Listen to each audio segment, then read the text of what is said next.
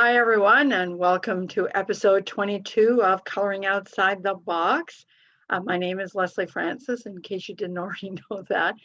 So, I am here today to talk about the Aquarius new moon, and it's quite the humdinger, actually. So, pardon me while I try to focus on on the camera and not on looking at myself.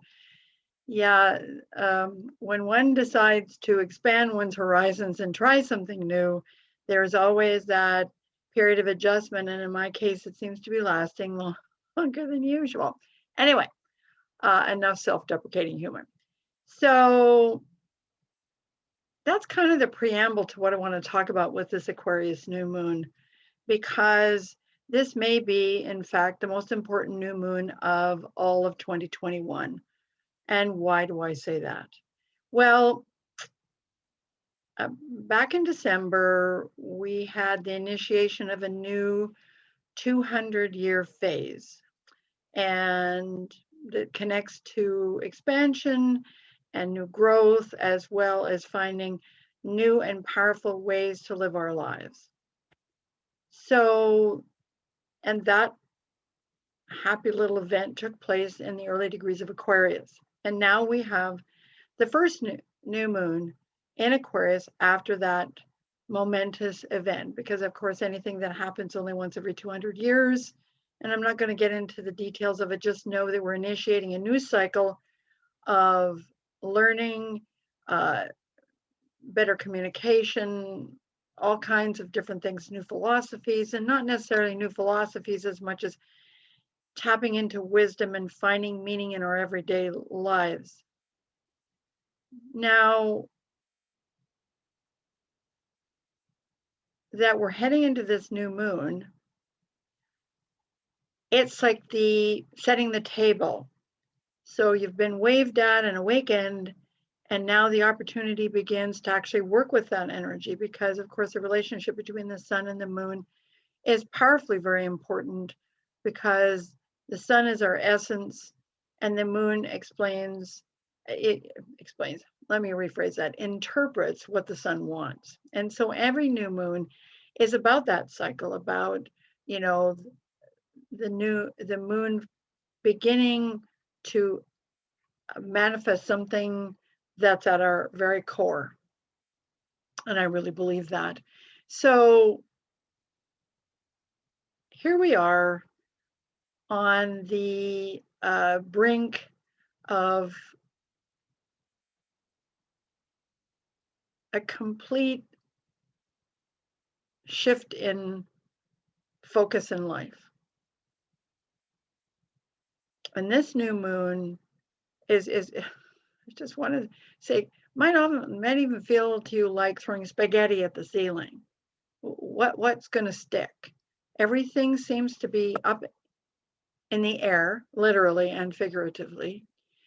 And it's very hard to figure out what exactly you're supposed to do. So I just want to remind you what the new moon is about. The new moon is an initiation. It is an opportunity to tune into long dreams you might have had for a long time, new dreams. And of course, when we're talking about Aquarius, it's always going to be what's outside the box. And so last month, when we talked about the new moon, it was about, you know, getting grounded and gathering towards yourself the things in your life that still are meaningful and give you structure.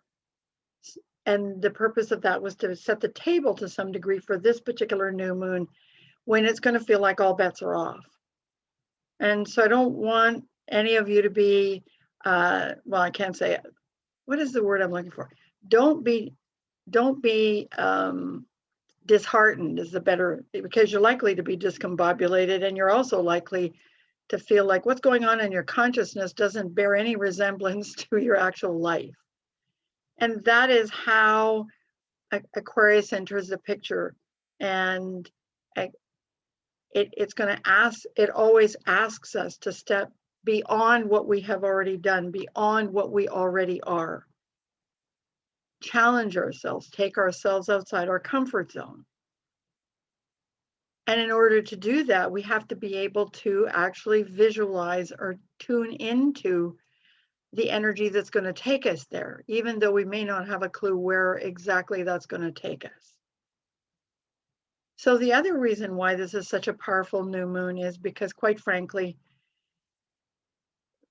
in astrology, we call it a stellium. So we have a lot of planets, a lot of energy in one sign. And so what is a stellium in astrology? This is concentrated energy. So tomorrow, when we have the new moon, it will kick off with not just the sun and the moon in Aquarius. I'm going to do a little bit of astrology here, but also Venus, Mercury, Jupiter, Saturn, and the asteroid Pallas Athena. And why is she important? Because, she represents, archetypally speaking, she represents the energy to stand up for what you believe in. And in my world, also the capacity for wisdom and to be able to coalesce what you know into something that creates a long-term plan. So that's a lot of energy. So we've got the energy of communication, the energy of relationships, the energy of hope and what's meaningful, the energy of structure, all. So it's going to feel like your whole life, again, is like throwing spaghetti at the ceiling, what's going to stick. And I want to say to you, as you're working with this new moon, and you feel called to step outside your comfort zone, to start to play with things that seem totally improbable. Because often that's what Aquarius energy feels like. It feels like, well, this seems way too out there for me to even begin to work with. So all I'm going to say to you is, as you're working with this new moon, now call in the need for change and the need for growth, because the two things are not the same. I know when I was younger, I used to think that change and growth were exactly the same thing, until I was fortunate enough to, in my career as a journalist, attend a workshop by one of the pioneers of the codependency movement, Robert Subby, who's said something that really rocked my world, which is change is inevitable and growth is optional. So what's one of the responses we're going to have during this period of time, as it feels like, there's anticipation, but there's also a slightly feeling to it. And go with all of the feelings that you have, because it's when we shut down our responses to things, it's when we limit where we could go with it. So it's a time to really kind of, in a sense, begin to set the table for whatever change you might want to make. Where it is you might, you think you need to grow. And of course, speaking from an astrological point of view, that where that takes place in everybody's life is different.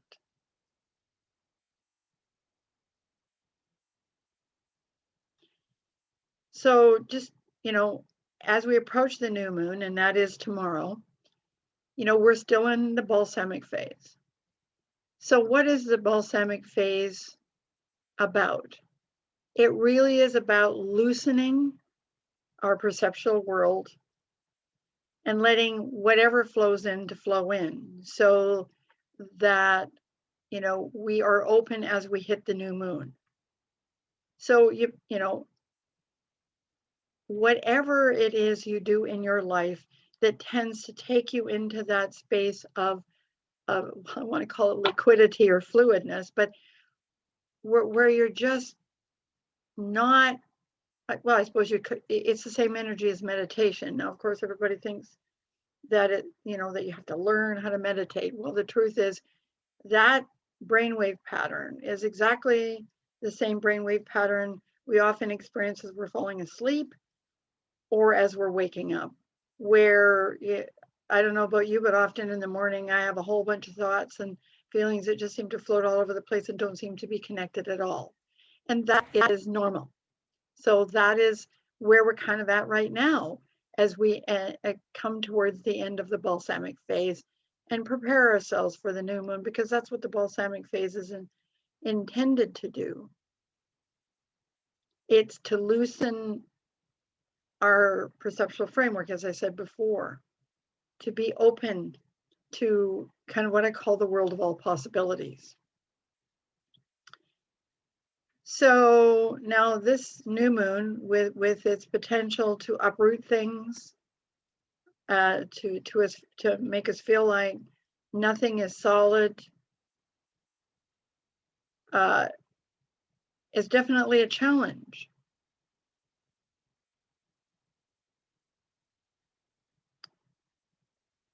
And rather than trying to figure out exactly what you're supposed to do with it, because that Saturn wants to get in there and go, well, what is this good for? What is this useful for?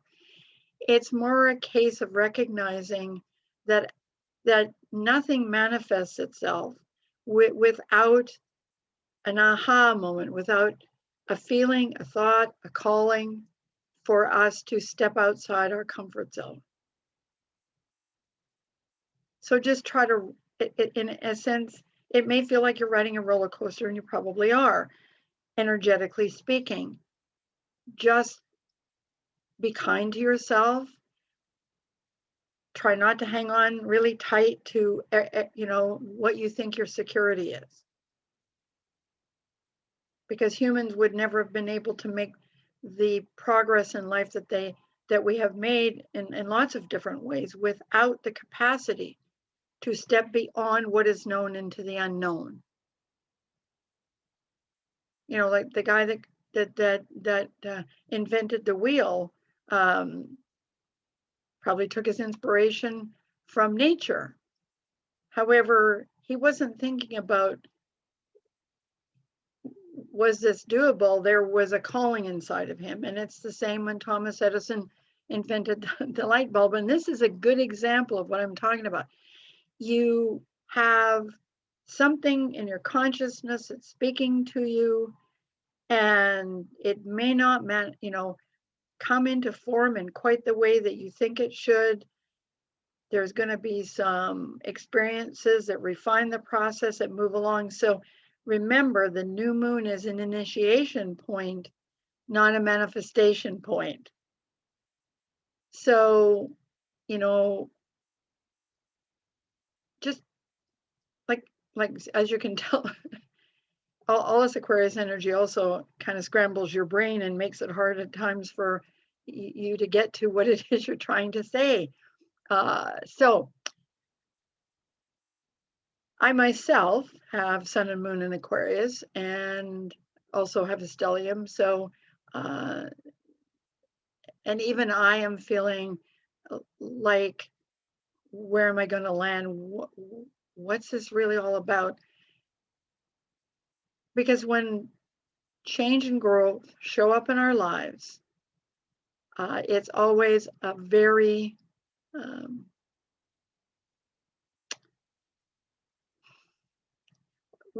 again, my brain just went sideways.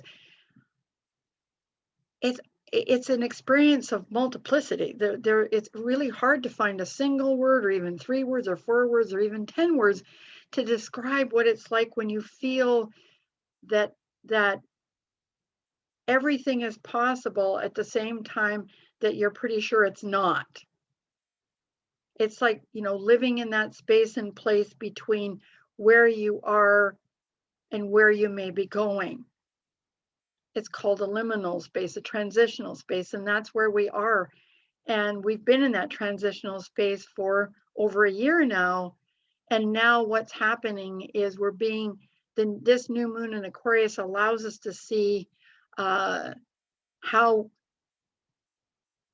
that it's time for change, and real growth. That resistance essentially is futile.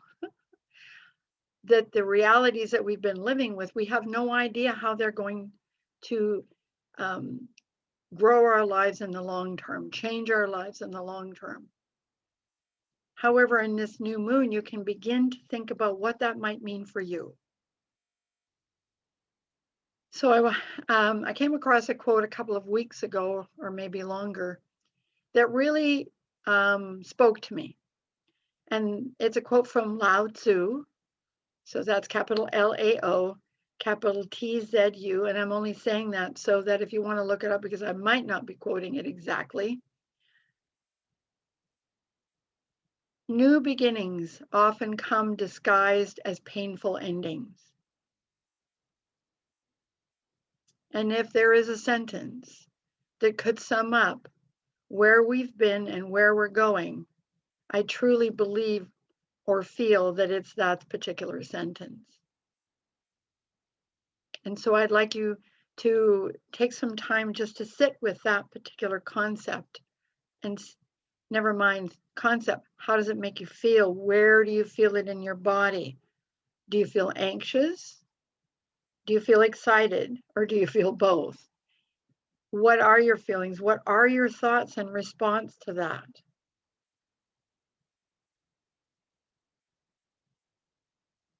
And it's an opportunity as you do that, as we're in the balsamic phase, to really not so much get a read on things as much as shift your consciousness.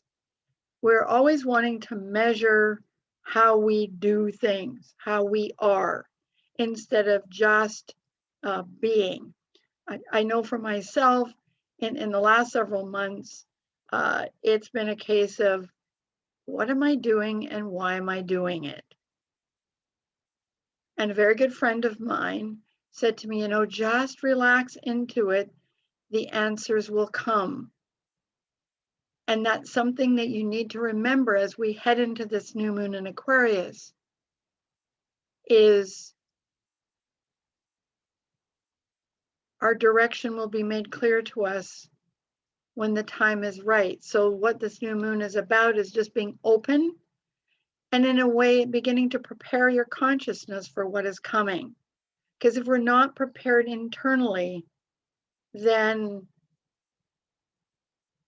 but what I mean by that is, first of all, trust yourself, trust what you feel. I know these are things that I say on a regular basis, and they're things that I have learned through the course of my life.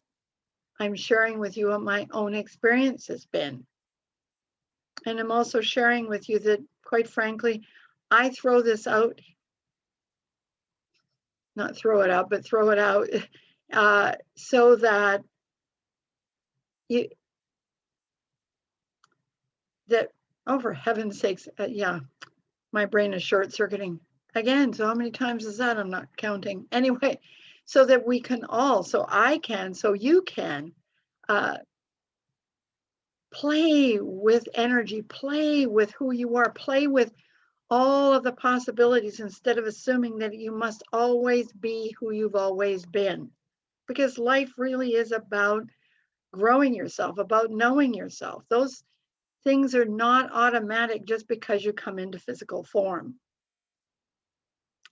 So I want to thank you all, as always, for being here and sharing space and place with me.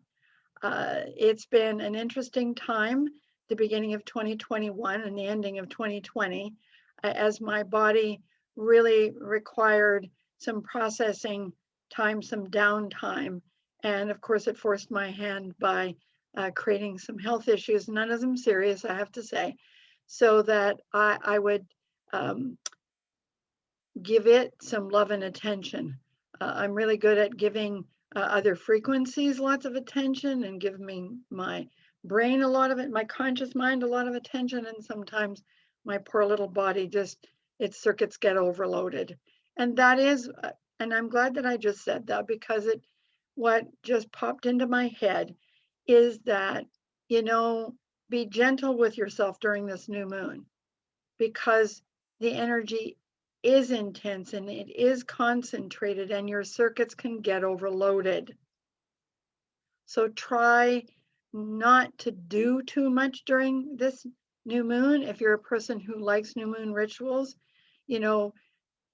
be gentle about what you ask of yourself at this point in time.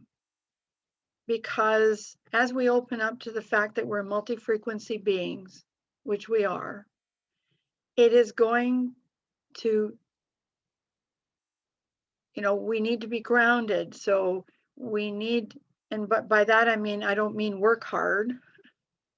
What I mean by grounded is connected to your body. And of course, when we're having a new moon in Aquarius and we've got all that energy concentrated, it's not the easiest thing to do. So if you're going to be doing any kind of ritual, one of the things you can do, I mean, if there's someone in your world that can stand on your feet and bring your energy back into your body, do that. And if not, one of the good things you can do is have an Epsom salts bath, or if you work with oils or anything, find something that lets you inhabit your body during this particular new moon.